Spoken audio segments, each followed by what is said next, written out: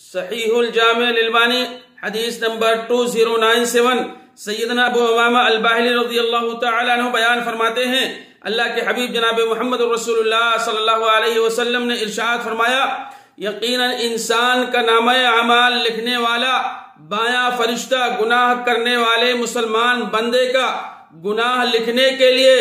6 بار قلم کو اٹھاتا ہے، پھر اگر وہ بندہ اپنے گناہ پر شرمندہ ہو کر اللہ تبارک و تعالی سے استغفار کر لیتا ہے تو فرشتہ قلم کو رکھ دیتا ہے، یعنی اس گناہ کو نہیں لکھتا ہے، اور اگر وہ استغفار نہیں کرتا تو ایک گناہ لکھ دیا جاتا ہے، یعنی گنہگار کو اللہ تبارک و تعالی سے معافی مانگنے کی اس قدر مہلت دی جاتی ہے کہ فرشتہ اس گناہ کو لکھنے کے لیے